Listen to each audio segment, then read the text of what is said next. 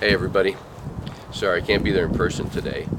I was really looking forward to seeing most of you, but I've got some kind of physical malady. I'm not sure what it is, but I don't really want to inflict it on anybody there.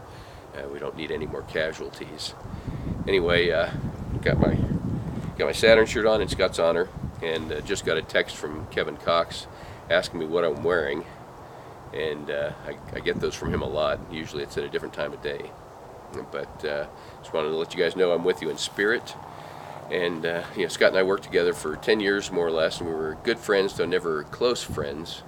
And I think the reason that we were never real close is that I knew a lot about his struggle, and probably more than he was comfortable with. I saw him at some AA meetings, and occasionally we talked about stuff.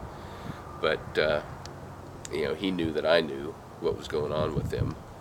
And when you don't want to deal with your stuff, it makes it real uncomfortable to have somebody who you can't fool. I know exactly what he was going through. When I went for a 28-day cure for my condition in 1988, which didn't take, I made the huge mistake of admitting the truth about some stuff to a few family members while I was there. And that made it real hard to look them in the eye when I went back to doing what I'd been doing before. So I know the struggle. I know how hard it is to be honest with yourself and with other people, and he could never quite get over the hump on that. The last text I got from him was probably a year or so ago. It said, got drunk again, lost my girl, lost my job, time to start over.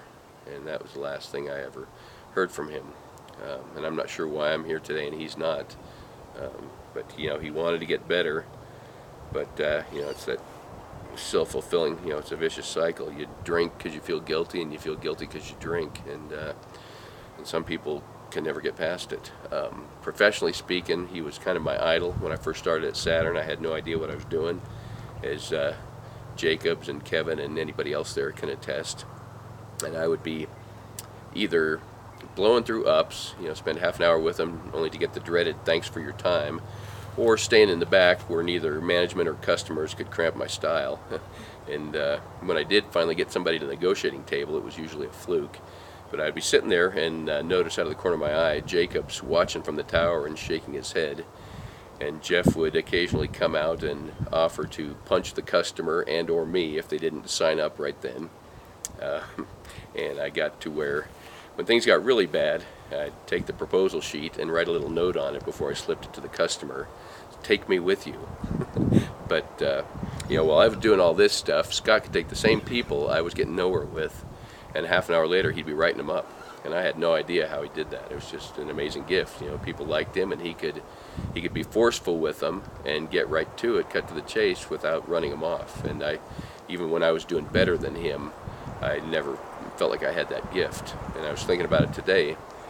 If it was the last day of the month and I needed a half a deal, I could have an owner-based customer or really even a family member coming in, and I would try to get him involved. If I needed something on the books that day, he was the guy. And it was just amazing to watch. So my condolences to Tamara, Kyle, Cody, and Miranda, and all friends gathered. I hope you guys have a good time today somehow, and I really am sorry that I can't be there. But thanks, and hope to see you guys around.